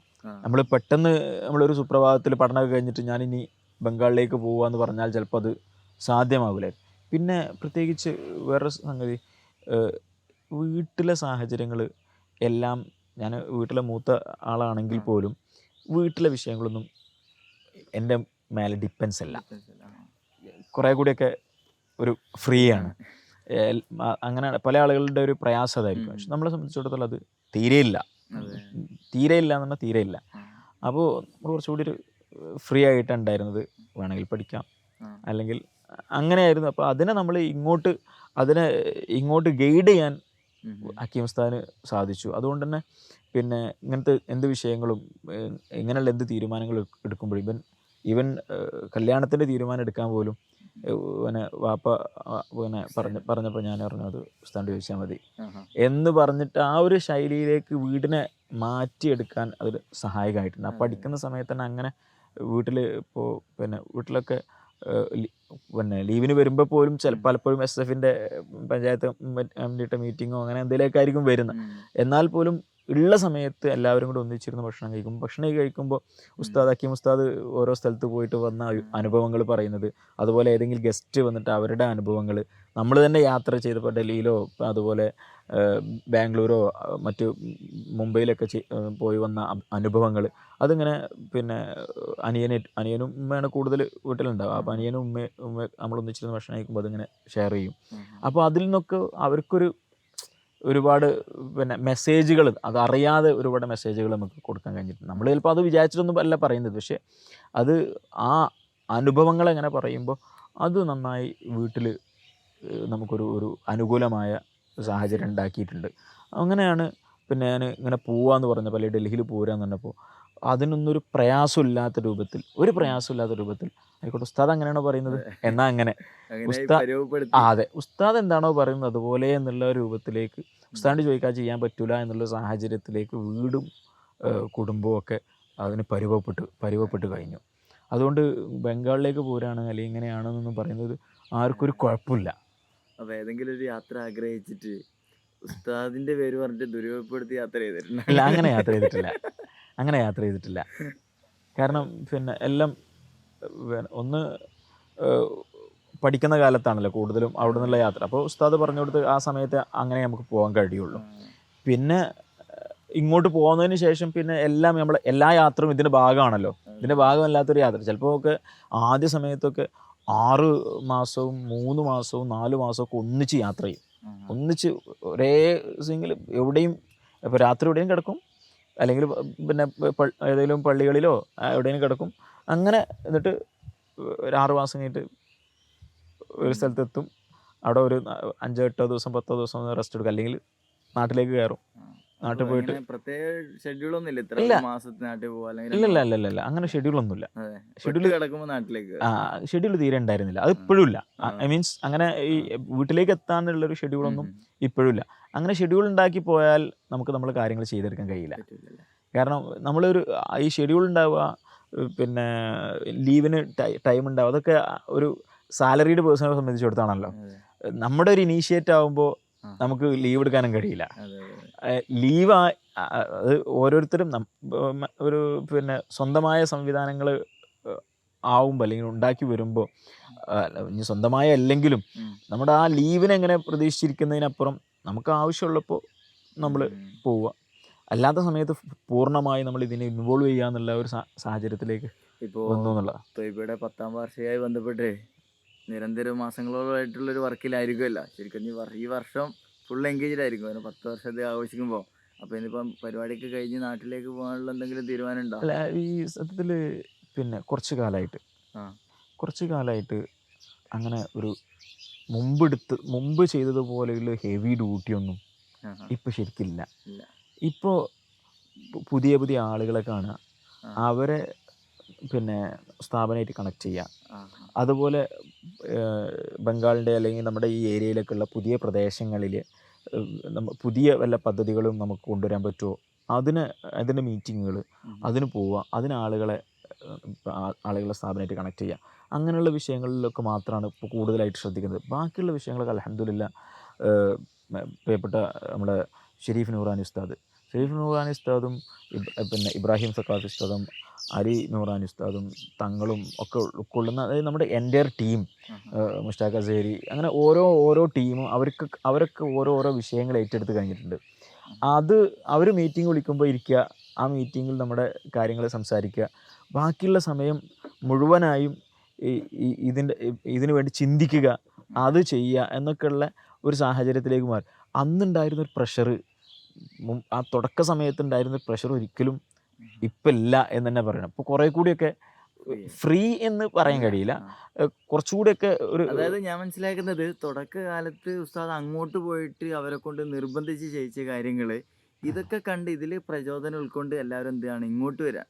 അൽഹംദുലില്ലാ. അതെ, അങ്ങനെ കുറേ ഇപ്പം ഞാൻ അതാണ് നമ്മൾ മുമ്പ് പിന്നെ ഇതുപോലെ ഫസ്റ്റ് സമയത്തൊക്കെ വന്നിട്ട് മാൾഡയിലും കൽക്കത്തയിലൊക്കെ അവിടെയുള്ള ഏതെങ്കിലും നല്ല അത്യാവശ്യം സാമ്പത്തികമായൊക്കെ ഭദ്രതയുള്ള ആളുകളോട്, അല്ലെങ്കിൽ ആ ഒരു സാഹചര്യത്തിലുള്ള ആളുകളോട് നമുക്ക് ഒരു സ്കൂൾ വേണ്ടേ, സ്കൂളിൽ ഇങ്ങനെയൊക്കെ പഠിപ്പിക്കാൻ പറ്റൂലേ, നമ്മുടെ കുട്ടികൾ പിന്നെ പോകുന്ന കൾച്ചർ, അവരുടെ വേഷങ്ങൾ കണ്ടില്ല, അതിനൊക്കെ ഒരു മാറ്റം വേണ്ടേ, നമ്മുടെ കുട്ടികൾക്കൊരു ഒരു ആത്മീയ അന്തരീക്ഷം നമ്മൾ കൊടുക്കണ്ടേ എന്നൊക്കെ പറഞ്ഞ് സംസാരിക്കുമ്പോൾ അന്ന് നമുക്ക് ശരിക്ക് താടി മീശയും പോലും ഇല്ല. അപ്പോൾ പിന്നെ അവർ തമ്മിൽ സംസാരിക്കുന്ന ആ ഒരു ഇത് പിന്നെ സംസാരത്തിൻ്റെ ഒരു സ്റ്റൈല് കേട്ടിട്ട് ഇവന് ഏതൊരു നമ്മുടെ നാട്ടിൽ പറയുന്ന ഏതൊരു മൂലയുരുട്ടി, ഇയാൾ എന്ത് ചെയ്യാൻ കഴിയും എന്ന് സംസാരിച്ചിരുന്ന അതേ ആളുകൾ പിന്നെ ഇവിടെ നമ്മൾ സ്ഥാപനം ഉണ്ടായപ്പോൾ ആ സ്ഥാപനം ഒന്ന് കാണുകയും ആ സ്ഥാപനം കേട്ടറിഞ്ഞ് വരികയും ഞങ്ങളുടെ നാട്ടിൽ ഇതുപോലൊന്ന് വേണം, അതിന് ഞങ്ങൾ ലാൻഡ് തരാൻ തയ്യാറാണ്, അതിന് വേണ്ട സഹായങ്ങൾ ചെയ്തു തരാമെന്ന് ഇന്ന് തിരിച്ചു പറയുന്നൊരു സാഹചര്യത്തിലേക്ക് മാറി. അപ്പോൾ ഇപ്പോൾ നമുക്ക് ശരിക്കും സ്ക്രീൻ ചെയ്യണം, അത് എടുക്കാൻ പറ്റുമോ, അവിടെ നമുക്കൊരു സ്ഥാപനം വെക്കാൻ പറ്റുമോ, അതിനുള്ള സൗകര്യങ്ങളുണ്ടോ, അതിന് ലാൻഡ് ഉണ്ടോ, അത്രമാത്രം പിന്നെ ആളുകൾ വരുന്നൊരു ഏരിയ ആണോ, അങ്ങനെ പല സാധനങ്ങളും നമ്മൾ ഫീൽഡ് സ്റ്റഡി നടത്തിയിട്ട് ചെയ്യുന്നൊരു സാഹചര്യത്തിലേക്ക് മാറി. അതെ, നമുക്ക് ഡിമാൻഡുകൾ അങ്ങോട്ട് വെക്കാൻ വേണം എന്ന് പറയാൻ പറ്റുന്നൊരു സാഹചര്യത്തിലേക്ക് മാറി. അപ്പോൾ ആദ്യം അങ്ങനെ ആയിരുന്നില്ല. ആദ്യം നമ്മൾ ഭയങ്കര ആദ്യത്തെ സമയത്ത് നന്നായിട്ട് ഏകദേശം സ്ഥാപനം സ്റ്റാർട്ട് ചെയ്യുന്നതിന് മുമ്പത്തെ 3 വർഷവും സ്ഥാപനം സ്റ്റാർട്ട് ചെയ്തിട്ടുള്ള ആദ്യത്തെ 5 വർഷവും നന്നായി നമ്മൾ പിന്നെ എന്താ പറയുക സ്ട്രഗിൾ ചെയ്യേണ്ട ഒരു സാഹചര്യം. അത് ഒന്ന് സാമ്പത്തികമായുള്ള സ്ട്രഗിളിങ്, അതിനൊക്കെ അപ്പുറം ചുറ്റുഭാഗത്തു നിന്നുള്ള പൊളിറ്റിക്കലി ആയിട്ടുള്ള അതുപോലെ മറ്റു പല നിരക്കുള്ള വെല്ലുവിളികളും, പിന്നെ അതിനൊക്കെ അപ്പുറമാണ് ഒരാൾ ഇപ്പോൾ നാട്ടിൽ നിന്ന് നമ്മളെ കൂടെ നിൽക്കാൻ ഒരാൾ വരും, അയാൾ വന്ന് 2-3 മാസം നിൽക്കും, അയാൾ തിരിച്ചു പോകും. അപ്പോൾ പ്രത്യേകിച്ച് ബംഗാളിനെ സംബന്ധിച്ചിടത്തോളം ഇവിടെ വന്നൊരു പുതിയ കൾച്ചറിനോട്, ഒരു പുതിയ ഭാഷ അയാൾ മനസ്സിലാക്കി ഇങ്ങനെ വരുന്നുണ്ടാവുള്ളൂ. അപ്പോൾ അപ്പോഴേ അങ്ങനെ ഒരാളെ നമുക്ക് ഒറ്റക്കാക്കി പോകാൻ കഴിയുള്ളൂ. അങ്ങനെ ഒരാൾ ഇങ്ങനെ ഒറ്റക്ക് നിൽക്കാൻ പറ്റുന്നൊരു ഒരു ഹാലിലേക്ക് ആകുമ്പോഴേക്ക് അയാൾ തിരിച്ചു പോകും, എന്നിട്ട് പുതിയൊരാൾ വരും, വീണ്ടും അതേ സാധനം തുടരും. അങ്ങനെ ഒരു ആദ്യത്തെ 5 വർഷം സ്ട്രഗിളിങ് എന്ന് പറഞ്ഞാൽ ഭയങ്കര സ്ട്രഗിളിങ് ആയിരുന്നു. അത് പല നിലക്ക്. ആ സമയത്ത് 3-4 കേസുകൾ, അന്ന് കോർട്ടിലേക്ക് പോവുക, പോലീസ് സ്റ്റേഷനിൽ പോവുക, പോലീസുകാർ ഇങ്ങോട്ട് വരിക, അങ്ങനെ വല്ലാത്തൊരു സാഹചര്യം ആ സമയത്ത് അതിൻ്റെ കടന്നു ഇടയിൽ ഞാൻ പോയിട്ടുണ്ട്. ചെയ്യുകയാണ് ഏറ്റവും ദുരനുഭവം, ഒരുപാട് ദുരനുഭവങ്ങൾ ഉണ്ടാവും, അതിൽ ഏറ്റവും ഇന്നും മറക്കാൻ പറ്റാത്ത ഒരു ദുരനുഭവമായിട്ട് എന്താണ് ഓർമ്മയിലുള്ളത്? നമ്മൾക്ക് ഈ ദുരനുഭവം നേരത്തെ നമ്മൾ പറഞ്ഞ പോലെ നേരത്തെ ആസാമിലെ അതൊരു ദുരനുഭവവും ഒരു മധുരമായ അനുഭവവും അതെ. അത് പിന്നെ നെല്ലിക്ക തിന്നാൽ ആദ്യം കഴിക്കും പിന്നെ മധുരിക്കുമല്ലോ. അപ്പോൾ അതുപോലെ ഉള്ള സംഭവങ്ങൾ ഇപ്പോൾ ത്രിപുരയിൽ ഒരു തവണ ഇതുപോലെ ഈ മൂന്നാമതോ നാലാമതൊക്കെ ത്രിപുരയിൽ പോയ സമയത്ത് നമ്മളെ ഓർഫൻ കെയറിൻ്റെ ഡിസ്ട്രിബ്യൂഷൻ നടന്നുകൊണ്ടിരിക്കുമ്പോൾ പെട്ടെന്ന് ഒരു പോലീസ് വണ്ടി മുമ്പിൽ വന്നു. ഒരു ബസ്സിലെ ടാറ്റയുടെ വാൻ ടൈപ്പ് സാധനമുണ്ടല്ലോ, അത് വന്നു. 2-3 പോലീസുകാർ വന്നിട്ട് എന്നോട് പറഞ്ഞു, ബാഗ് കെട്ട്, ആ ഡീറ്റെയിൽ എൻ്റെ ബാഗൊക്കെ എടുത്തിട്ട് വണ്ടി കയറുന്നത്, പോലീസ് വണ്ടി കയറുന്നത്. ഞാൻ ചോദിച്ചു എന്താണ് വിഷയം? അതൊക്കെ പറയാം, സ്റ്റേഷനിലെത്തിയിട്ട് പറയാം കയറുന്നത്. അപ്പോൾ എൻ്റെ കൂടെ അന്ന് 1-2 ആളുകൾ, ഒരു ആസാമിലുള്ള ആളും ത്രിപുരയിലുള്ള ഒരു സെയ്ദ് സാഹിബുണ്ട്. അദ്ദേഹം അവരാണ്, എന്തിനാണ് സർ, എന്താ പ്രശ്നം? അദ്ദേഹം പറഞ്ഞു, നമുക്ക് കംപ്ലൈൻറ്റ് കിട്ടിയിട്ടുണ്ട്, അതുകൊണ്ട് കൊണ്ടുപോകണം, സ്റ്റേഷനിൽ പോകണം. അങ്ങനെ ഈ സെയ്ദ് സാഹിബ് പറഞ്ഞു, നിങ്ങളെ വണ്ടി കയറൂല, കയറ്റൂല, എൻ്റെ വണ്ടി ഉണ്ട്, ആ വണ്ടിയിൽ ഞങ്ങൾ വരാം. അങ്ങനെ 2 പോലീസുകാരും വണ്ടിയിൽ കയറി എന്നെ മുമ്പിലിരുത്തി പോലീസ് വാൻ്റെ ബാക്കിൽ നേരെ പോലീസ് സ്റ്റേഷനിലേക്ക് പോയി. പോലീസ് സ്റ്റേഷനിൽ പോയിട്ട് എൻ്റെ ബാഗിൽ നിന്നുള്ള എല്ലാ സാധനവും എടുത്ത് ടേബിളിൽ നിന്ന് നിരത്തി വെക്കാൻ വേണ്ടി പറഞ്ഞു. ഒക്കെ നിരത്തി വെച്ച് അങ്ങനെ അവർ ഫോട്ടോ എടുക്കാൻ തുടങ്ങി. എൻ്റെ ബാഗിൽ ഒരുപാട് ഈ അന്ന് പരിചയപ്പെടുന്ന ആളുകളുടെ നിന്നൊക്കെ ഈ കാർഡ് വാങ്ങി, പിന്നെ വിസിറ്റ് കാർഡ് വാങ്ങി. അപ്പോൾ ഒരുപാട് ആളുകളുടെ വിസിറ്റ് കാർഡുണ്ട്. നമുക്ക് തന്നെ ശരിക്കും അറിയില്ല ആരുടെയൊക്കെയാണ് വിസിറ്റ് കാർഡ്. പല ആളുകളും നമ്മൾ പരിചയപ്പെടുന്നൊക്കെ വാങ്ങിക്കുമല്ലോ. അങ്ങനെ ഒരുപാട് വിസിറ്റ് കാർഡുണ്ട്. അത് എല്ലാ സാധനങ്ങളും അങ്ങനെ ക്യാമറ, ലാപ്ടോപ്പ്, ഇതെല്ലാം ഇങ്ങനെ ടേബിളിൽ നിന്ന് നിരത്തി വെച്ചിട്ട് ഞാൻ ഫോട്ടോ എടുക്കാൻ തുടങ്ങി. അങ്ങനെ ഫോട്ടോ എടുത്ത് എന്നോട് 1-2 സ്ഥലങ്ങളിലൊക്കെ ഒപ്പിടാൻ വേണ്ടി പറഞ്ഞു. ഞാൻ നിർബന്ധിക്കുകയാണ്, ഒപ്പിട്ടെടുത്തു. അങ്ങനെ എന്നോട് പറഞ്ഞു, ഞങ്ങൾ അറസ്റ്റ് ചെയ്യപ്പെട്ടിട്ടുണ്ട്. റീസൺ പിന്നെ നിങ്ങളിവിടെ പിന്നെ അതായത് ദേശവിരുദ്ധ പ്രവർത്തനങ്ങൾ നടത്തുന്നു എന്ന രൂപത്തിലാണ്. ഞാൻ എന്താണ് ചെയ്തതെന്ന് എനിക്കൊന്നും മനസ്സിലാകുന്നില്ല. അങ്ങനെ കുറച്ച് കഴിഞ്ഞപ്പോൾ ഒരാൾ കയറി വന്നിട്ട് അയാൾ പറഞ്ഞു, അയാൾ ഒഴിവാക്കണം. അങ്ങനെ പിന്നെ ആൾ ജാമ്യത്തിൽ വിട്ടു. പരിചയമുള്ള ആളാ?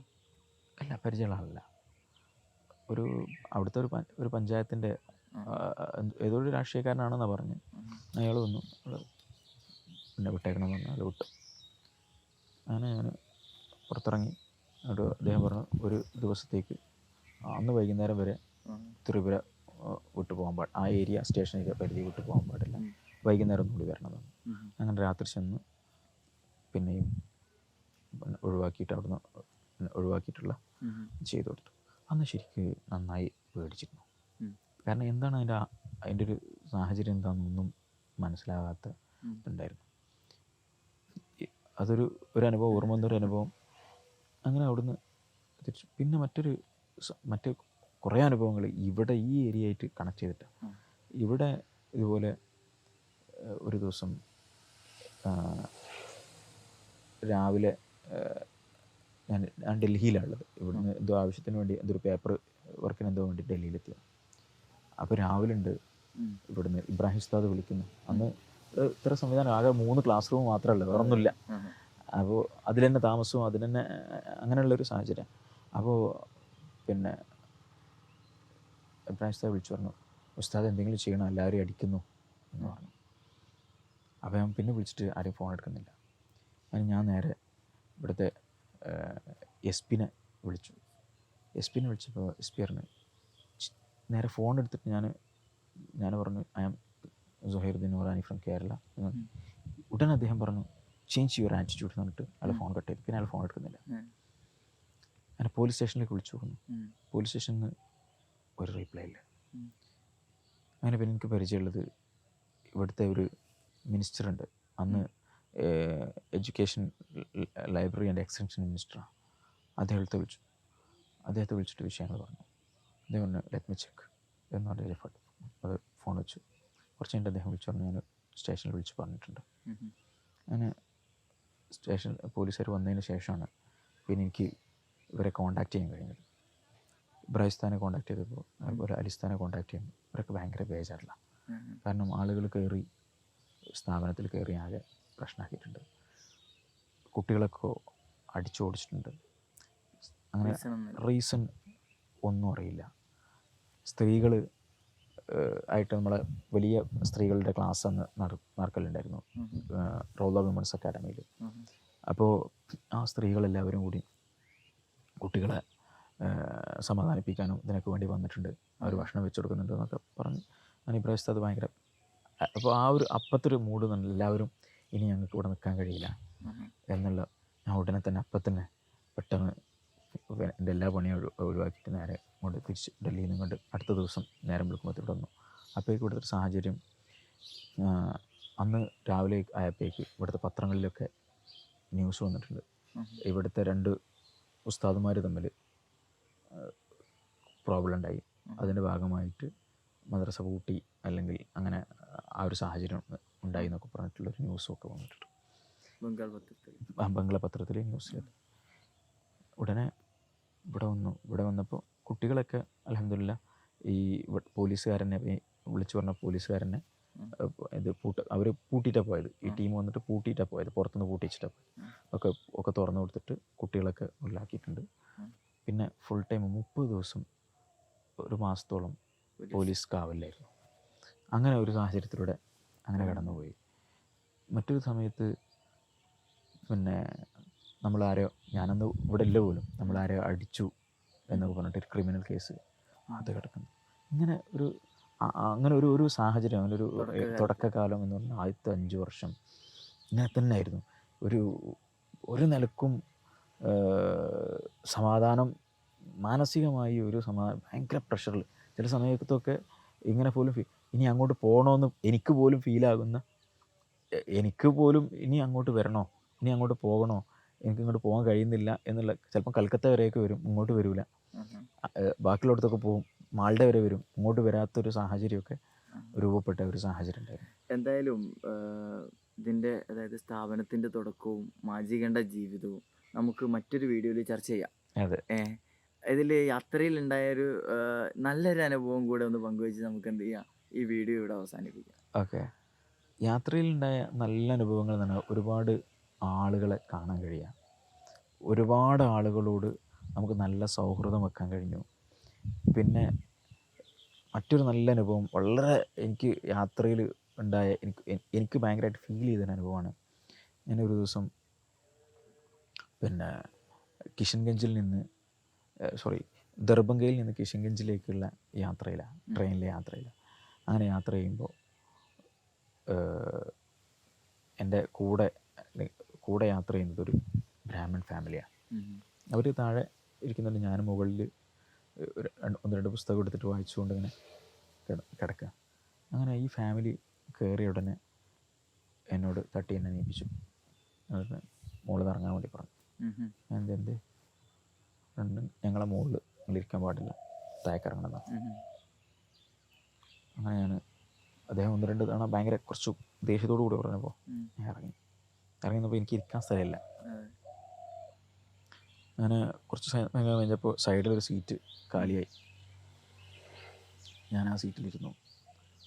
കുറച്ചുകൂടി യാത്ര മുന്നോട്ട് പോയപ്പോൾ ഒരു വയസ്സായ, ഒരു കഷായ വസ്ത്രം ഇട്ട ഒരാൾ, നല്ല വയസ്സായിട്ടുണ്ട്, വടിയെ കുത്തിയിട്ട് ഇങ്ങനെ വടി അല്ലെങ്കിൽ ഇരിക്കാനൊരു സ്ഥലം തിരഞ്ഞുകൊണ്ട് ഇങ്ങനെ വരുന്ന ഒരു പാത്രമൊക്കെ കയ്യിൽ വെച്ചിട്ട് രുദ്രാക്ഷമാലയൊക്കെ കെട്ടി അങ്ങനെ. ഞാൻ അദ്ദേഹം ഇങ്ങനെ വഴി തിരയുന്നത് കണ്ടപ്പോൾ ഞാൻ എഴുന്നേറ്റ് എടുത്ത് അദ്ദേഹത്തോട് ഇരിക്കാൻ വേണ്ടി പറഞ്ഞു. അദ്ദേഹം ഞാൻ ആ ഒരു സംഭവം ചെയ്ത ഉടനെ തന്നെ പിന്നെ എന്നെ നേരത്തെ പിടിച്ചിറക്കിയ ശകാരിച്ച അയാൾ നീട്ടിട്ട് ഇരിക്കാൻ വേണ്ടി പറഞ്ഞു. അപ്പോൾ ഞാൻ ഇരുന്നില്ല. പിന്നെ മൂപ്പര് നിർബന്ധിച്ചപ്പോൾ ഞാനിരുന്നു. അദ്ദേഹത്തെ എൻ്റെ കൂടെ തന്നെ സൈഡിൽ കുറച്ച് ഇതെടുത്തിട്ട് ഇരുത്തി. അപ്പോൾ അദ്ദേഹത്തിൻ്റെ ഫാമിലി മുഴുവനുള്ളത്, അദ്ദേഹത്തിൻ്റെ ഭാര്യയും മകളും മകനും അച്ഛനും, അങ്ങനെ ഒരു വലിയൊരു ഫാമിലിയാണ്. അവരെല്ലാവരും ഉണ്ട്. അവരുടെ ഇടയിലായിരുത്തി. അപ്പോൾ എന്നോട് ചോദിച്ചു, നിങ്ങൾ എവിടുന്നാണ്? ഞാൻ കേരളത്തിൽ നിന്നാണ്. നിങ്ങളെന്താ അങ്ങനെ ചെയ്ത്, നിങ്ങളെ ഞാൻ ഇവിടെ നിന്ന് പിടിച്ചിറക്കി. അപ്പം ഞാൻ പറഞ്ഞു, എൻ്റെ നബി പഠിപ്പിച്ചിട്ടുള്ളത്, എൻ്റെ റസൂല് പഠിപ്പിച്ചിട്ടുള്ളത് പിന്നെ മുതിർന്നവരെ ബഹുമാനിക്കാനും ചെറിയവരോട് കരുണ കാണിക്കാനാണ്. അത് പറഞ്ഞപ്പോൾ അദ്ദേഹത്തിന് ഭയങ്കരമായിട്ട് ഒരു ഇഫക്റ്റ് ചെയ്തു. അദ്ദേഹം വീണ്ടും ചോദിക്കാം, ഏത് നബി?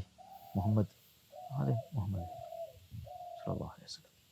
അപ്പോൾ അത് പറഞ്ഞതോടുകൂടി അദ്ദേഹത്തിന് പിന്നെ കുറേ കൂടി ചോദിക്കാനുണ്ട്. ഒരുപാട് ചോദിച്ചു. ഏകദേശം ഇങ്ങോട്ട് അദ്ദേഹം ഇറങ്ങുന്നത് വരെ 2-3 മണിക്കൂർ അദ്ദേഹവും ഫാമിലിയും, കുറച്ച് എഡ്യൂക്കേറ്റഡ് ഫാമിലിയാണ് അവർ. എനിക്ക് തോന്നുന്നു മകൻ LLB അന്ന് ലോക്കോ മറ്റോ പഠിക്കുന്ന, അങ്ങനെ ഒരുപാട് കാര്യങ്ങൾ അവർ ചോദിച്ചറിഞ്ഞു. എല്ലാ വിഷയത്തിനും രസകരമായിട്ട് മറുപടി. അദ്ദേഹം എന്നോട് പറഞ്ഞ കുറേ സംഗതികൾ, നമ്മൾ ഇതൊന്നും കേൾക്കുന്നില്ല, ഇതൊന്നും അറിയുന്നില്ല. കാരണം പിന്നെ നമ്മൾ കാണുന്നൊരു മുസ്ലിം എന്ന് പറയുന്നത് അത് വൃത്തിയില്ലാത്ത, പറഞ്ഞത് മാനിക്കാത്ത, അതുപോലെ വൃത്തിയില്ലാത്ത ഗല്ലികളിൽ ജീവിക്കുന്ന ഒരു സമൂഹമായിട്ടാണ്, ഒരു ബഹുമാനമില്ലാത്ത, വായ തുറന്നാൽ മുഴുവൻ തെറി പറയുന്ന ഒരു സമൂഹമായിട്ടാണ് നമ്മളിതുവരെ കണ്ടിട്ടുള്ളത്. ഇങ്ങനൊരു സമൂഹത്തെ നമ്മൾ കണ്ടില്ല എന്ന് പറഞ്ഞു. അപ്പോൾ ഭയങ്കര സന്തോഷമായി. കാരണം അങ്ങനെ ഒരു മെസ്സേജ്, ഒരു തെറ്റിദ്ധാരണ നിറഞ്ഞൊരു സാഹചര്യത്തിൽ നമ്മുടെ ഒരു മെസ്സേജ് അദ്ദേഹത്തിന് കൊടുക്കാൻ നമുക്ക് സാധിച്ചല്ലോ, എഫക്റ്റ് ചെയ്തു എന്നുള്ളത്. അദ്ദേഹം നമ്പർ തന്നു, ഈ ഭാഗത്ത് എന്ന് വരുമ്പോൾ വിളിക്കണം എന്നൊക്കെ പറഞ്ഞു. ഇപ്പോൾ അദ്ദേഹത്തുമായിട്ട് വാട്സപ്പിൽ കോൺടാക്റ്റ് ഉണ്ട്. അദ്ദേഹം അങ്ങോട്ട് അങ്ങനെ ഒരു നല്ല അനുഭവമായിട്ട്. അന്ന് ആ ഒരു കാലഘട്ടത്തിലൊക്കെ ഇവിടുത്തെ ബംഗാളിലെ മുസ്ലിങ്ങളുടെ വിദ്യാഭ്യാസം എങ്ങനെയായിരുന്നു? മുസ്ലിങ്ങളുടെ വിദ്യാഭ്യാസത്തിൽ അന്നും ഇന്നൊന്നും വലിയൊരു മാറ്റം വന്നെന്ന് നമുക്ക് പറയാൻ കഴിയില്ല. കാരണം എന്താണെന്ന് വെച്ചാൽ, ഇവിടെ ബംഗാളിൽ മുസ്ലിങ്ങളെന്ന് പറയുന്നത് 3 കോടി വരുന്ന മുസ്ലിങ്ങളാണ്. അപ്പോൾ അത്രയും അധികം മുസ്ലിങ്ങളിലേക്ക് നമ്മളിപ്പോൾ ഇവിടെ വന്നിട്ടൊരു 100 ആളെ പഠിപ്പിച്ചത് കൊണ്ടൊന്നും അതാവും. പക്ഷെ അത് അപ്പോൾ അങ്ങനൊരു ചിന്ത, പിന്നെ ഇവിടുത്തെ മുസ്ലിങ്ങളുടെ ചിന്തയിൽ, നമ്മുടെ കേരളത്തിലെ മുസ്ലിങ്ങളുടെ ചിന്തയിലുള്ള മാറ്റം എന്ന് പറയുന്നത്, ഇവിടെ ബൗദ്ധികമായി നേടണം എന്നുള്ള ചിന്തയിലാണ് ജനങ്ങൾ കൂടുതലുള്ളത്. ആത്മീയമായി നേടുന്നതിനുള്ള എഫേർട്ടുകളൊന്നും കാര്യമായിട്ട് നടക്കുന്നില്ല. അപ്പോൾ ഇവിടുത്തെ മതസ്ഥാപനങ്ങളിൽ പോലും അങ്ങനെ ഒരു ഡ്രൈവ് ശരിക്ക് നടക്കേണ്ടതുണ്ട്. എന്നാലാണ് ആ ഒരു ചേഞ്ച് വരുള്ളൂ. പിന്നെ എല്ലാവരുടെയും ഒരു ചിന്ത, ഡോക്ടറായാലും അവന് സമൂഹത്തിലെ ഉന്നതനായി, അതുപോലെ ഡോക്ടർ അത് കഴിഞ്ഞിട്ട് ബാക്കിയൊക്കെ ഉള്ളൂ. ആ ഒരു ചിന്തയിലാണ് ഇന്ന് ഇവിടുത്തെ സമൂഹം ഉള്ളത്. അതിൽ നിന്ന് നല്ല മാറ്റം വരേണ്ടതുണ്ട്. അതിൽ നിന്ന് മാറ്റം വരികയും മോറലി ഫിറ്റ് ആവുക, അതോടുകൂടി നാടിനു വേണ്ടി, സമൂഹത്തിന് വേണ്ടിയൊക്കെ ചെയ്യുന്നവരാകുക എന്നുള്ള ഒരു സമൂഹത്തിലേക്കും നാട് അല്ലെങ്കിൽ നാട്ടിലെ ജനങ്ങളുടെ ചിന്ത മാറേണ്ടതുണ്ട്. ഇപ്പോൾ ഇവിടെ തന്നെ നമ്മൾ ഇവിടുത്തെ വിദ്യാർത്ഥികളായിട്ട് നമ്മൾ ചിലപ്പോൾ റോഡിൻ്റെ സൈഡ് വൃത്തിയാക്കാൻ, ടൗണ് ക്ലീനാക്കാൻ, കുട്ടികളുടെ എക്സ്ട്രാ കരിക്കുലർ ആക്ടിവിറ്റീസിൻ്റെ ഭാഗമായിട്ട് ഇങ്ങനെ ഇറങ്ങുമ്പോൾ ഇവിടുത്തെ നാട്ടുകാർ ചോദിക്കും, അത് നിങ്ങൾ ചെയ്യേണ്ട പണിയാണ്, അത് ഗവൺമെൻറ് ചെയ്യേണ്ട പണിയല്ലേ, നിങ്ങൾ ചെയ്യണം. അപ്പോൾ നമ്മൾ ശരിക്കും നമ്മുടെ കുട്ടികളിൽ ആ ഒരു ദേശസ്നേഹവും അതുപോലെ നാടിനോട്, നാട്ടുകാരോടും നാട് വൃത്തിയായി സൂക്ഷിക്കുന്നതിൻ്റെയൊക്കെ പാഠങ്ങൾ പഠിപ്പിക്കാൻ വേണ്ടിയാണ് നമ്മളെ കുട്ടികളെ ഇങ്ങനെ സോഷ്യൽ ആക്ടിവിറ്റീസിലൊക്കെ ഇടപെടിക്കുന്നത്. പക്ഷെ നാട്ടുകാരുടെ ഒരു ചിന്ത ഇപ്പോഴും അതൊന്നും നമ്മൾ ചെയ്യേണ്ടതല്ല. റോട്ടിലൊരു നായ ചത്തു കിടന്നാൽ അത് എടുത്തിട്ട് വേകാണ്ട് നമ്മൾ അതിനും ഗവൺമെൻറ്റിൻ്റെ സംവിധാനങ്ങൾ വരണം എന്ന് ചിന്തിക്കുന്ന ഒരു വളരെ മോശമായൊരു ചിന്താഗതി അത് നിലനിൽക്കുന്നുണ്ട്. അത് എവിടുന്ന് കിട്ടിയതാണ് ആ ഒരു ചിന്താഗതി എന്ന് നമുക്കറിയില്ല. പക്ഷെ അത് മൊത്തത്തിൽ അങ്ങനെ ഒരു സാമൂഹ്യ സേവനം എന്നുള്ള സാധനങ്ങളൊന്നും, അപ്പോൾ നിങ്ങൾ ചിലപ്പോൾ നാളെ നിങ്ങൾ ഷ്യാംസിയിൽ പോകും. ഷ്യാംസി എന്ന് പറയുന്നത്, ആ ഒരു ഗ്രാമം എന്ന് പറയുന്നത് 200-ലധികം കുടുംബങ്ങൾ വളരെ പ്രയാസപ്പെട്ട് ജീവിക്കുന്ന ഒരു പ്രദേശമാണ്. അതൊരു അതിൻ്റെ ഒരു അവിടുത്തെ ഒരു രസകരമായ സംഗതി എന്ന് വെച്ചാൽ, അല്ലെങ്കിൽ എന്നെ അത്ഭുതപ്പെടുത്തിയ സംഗതി എന്ന് വെച്ചാൽ, അത് ഒരു ഗവൺമെൻറ് കോളേജിൻ്റെ തൊട്ട ബാക്ക് സൈഡാണ്.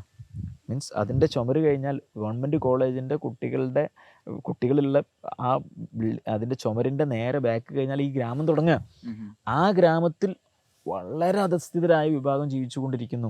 ഇവിടെ BA-യും BSc-യും അതുപോലെ മറ്റുള്ള കോഴ്സുകളും നടക്കുന്ന പഠിപ്പിക്കുന്ന പ്രൊഫസേഴ്സും സ്റ്റുഡൻസും ജീവിക്കുന്ന ഒരു സ്ഥലവും ഈ ആ ഒരു ബ്ലാക്ക് ആൻഡ് വൈറ്റ് അത് ഞാനിങ്ങനെ ചിന്തിച്ചു ആ കുട്ടികൾക്ക് അവിടുത്തെ പ്രൊഫസേഴ്സ് അവിടുത്തെ പിന്നെ ടീച്ചേഴ്സ് ഇത് ഒരു സോഷ്യൽ വർക്കായിട്ട് കൊടുത്തിരുന്നെങ്കിൽ ആ നാട് എന്നോ നന്നായി പോയേനെ. പക്ഷേ അതുപോലും അത്ര പോലും സോഷ്യൽ കമ്മിറ്റ്മെൻ്റ് ഇല്ലാതെ എന്തുകൊണ്ടൊരു സമൂഹം ജീവിക്കുന്നു എന്ന് ചോദിച്ചാൽ അതിന് പിന്നെ വേണ്ട രൂപത്തിലുള്ള ഓറിയൻറ്റേഷൻ ഉണ്ടായില്ല. അല്ലെങ്കിൽ നാടിനോട് നമ്മുടെ ദേശത്തോട് കൂറുള്ളവരെ അല്ല നമ്മൾ സൃഷ്ടിക്കുന്നത് എന്നുള്ളതിൻ്റെ ഏറ്റവും വലിയ ഉദാഹരണമാണ് അത് എന്ന് എനിക്ക് തോന്നുന്നത്. ഇനി എൻ്റെ ഒരു അടുത്ത ചോദ്യം എന്താ അറിയോ, അതിൻ്റെ ഉത്തരം ഉസ്താദ് അടുത്ത വീഡിയോയിൽ പറഞ്ഞാൽ മതി. ഇൻഷാ അല്ലാ. എന്താ ചോദ്യം വെച്ചാൽ, എന്തുകൊണ്ടാണ് ഈ ഗ്രാമം, അതായത് ഈ മാജികണ്ട എന്ന് പറയുന്ന ഗ്രാമം തിരഞ്ഞെടുക്കുന്നത്? അതോടൊപ്പം ഇവിടെ ഉണ്ടായിരുന്ന നല്ല അനുഭവങ്ങൾ, സ്ഥാപനത്തിൻ്റെ തുടക്കകാലം, പിന്നെ സ്ഥാപനം കടന്നുപോയ വഴികൾ, ഇന്നത്തെ സ്ഥാപനത്തിൻ്റെ അവസ്ഥ, ഇതിൻ്റെയൊക്കെ കൃത്യമായ ഉത്തരങ്ങൾ നമുക്ക് നാളത്തെ വീഡിയോയിൽ കാണാം. ഇൻഷാ അല്ലാ. അസ്സലാമു അലൈക്കും.